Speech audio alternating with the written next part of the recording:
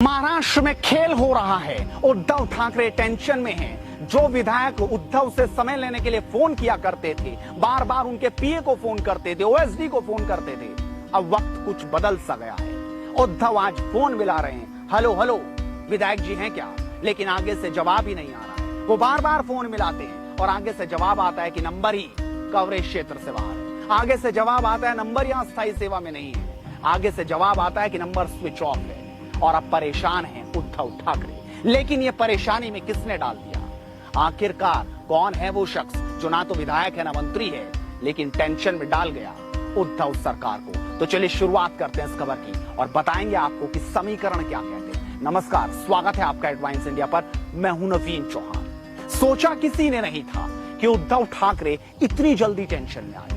किसी ने सोचा नहीं था। सबसे पहले तो आप ये खबरें देखिए किस तरीके से अब हवा में उड़ रही हैं। ये बता रही हैं कि महाराष्ट्र में हो क्या रहा है। दरअसल राज्यसभा चुनाव हुए तो क्रॉस वोटिंग हो गई। शिवसेना के ही विधायक वोट डाल गए। पता नहीं चला हुआ क्या, कांग्रेस में भी ऐसा ही नजर आया। और अब जब एमएलसी के चुनाव हुए तो मानो एक कदम और आगे बढ़ गए। उसके बाद तो ये तय हो गया कि महाराष्ट्र में कुछ भी हो सकता है। और एकनाथ शिंदे जो उद्धव ठाकरे सरकार में मंत्री हैं, वो लगातार परेशान थे उद्धव से, उनके हस्तक्षेप से। और अगर वो कोई करवा रहा था तो वो थे उद्धव ठाकरे के साली के बेटे वरुण सरदेसाई।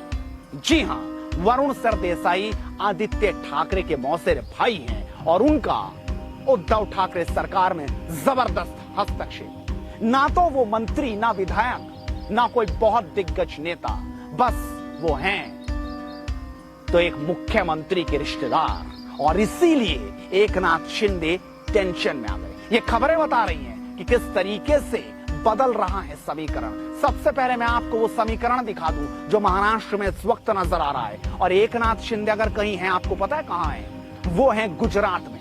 इस वक्त एकनाथ शिंदे दावा कर रहे हैं कि 26 विधायक उनके साथ हैं और वो गुजरात में एक बड़े से होटल में। वही गुजरात जहां से मोदी हैं, जहां से अमित शाह हैं, वही गुजरात जिसकी चर्चाएं पहले भी बहुत होती रही। और इसीलिए इस वक्त बहुत बुरी तरीके से टेंशन में मुख्यमंत्री उद्धव ठाकरे नजर आ रहे हैं कि कैसे बचाएं वो अपनी सरकार। हालांकि अभी ये कतई कहना आसान नहीं होगा कि महाराष्ट्र में सरकार गिर जाएगी। विधायक तो एकनाथ शिंदे के साथ हैं, लेकिन इतने भी नहीं है कि वो बहुमत का आंकड़ा बीजेपी पा पाएगी। एकनाथ शिंदे चाहते क्या है? दरअसल एकनाथ शिंदे चाहते हैं कि एनसीपी और कांग्रेस से नाता तोड़ शिवसेना, उद्धव ठाकरे बीजेपी से नाता जोड़ ले। लेकिन क्या ये इतना आसान है? कतई नहीं। यानी बीजेपी इस वक्त गदगद नजर आ रही है, उनके नेता गदगद नजर आ रहे हैं और लगातार बैठकों का दौर जारी है। संजय राउत दिल्ली आना चाहते थे, लेकिन दौरा कैंसिल कर दिया क्योंकि उठापटक का दौर महाराष्ट्र में जबरदस्त है। अब जरा समीकरण पर बात कर लीजिए, देख लीजिए समीकरण क्या कह रहे हैं। महाराष्ट्र की विधानसभा में कुल 288 सदस्य हैं। इसके लिहाज से सरकार बनाने के लिए 145 चाहिए। शिवसेना के एक विधायक का निधन हो गया, जिसके चलते अब 287 विधायक बचे हैं। सरकार के लिए 144 विधायक चाहिए क्योंकि बहुमत अब 144 पर आ गया। बगावत से पहले शिवसेना की अगुवाई में बने महाविकास अघाड़ी के 169 विधायकों का समर्थन हासिल था, जबकि बीजेपी के पास 113 विधायक और विपक्ष में 5 अन्य विधायक थे। तो देखा आपने, अब 26 विधायक का दावा एकनाथ शिंदे कर रहे हैं। 26 विधायक वो और छोटी छोटी पार्टियों के 2-3 विधायक और, यानी कि आंकड़ा बहुमत से नीचे आ जाएगा। और अगर ऐसा होता है तो महाराष्ट्र में उद्धव ठाकरे सरकार जा सकती है। चुनाव से पहले जो कुछ हुआ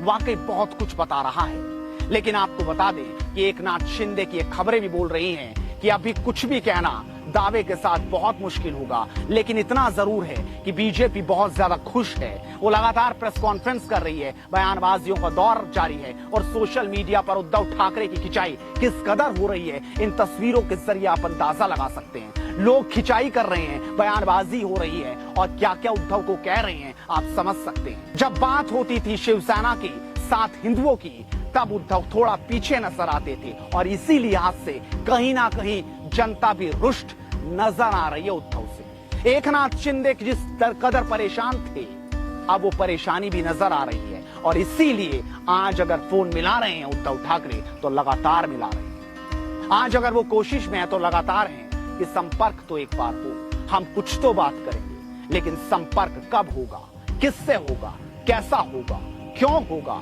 ये वक्त तय कर देगा। क्योंकि महाराष्ट्र में पहले भी बहुत कुछ हो चुका है।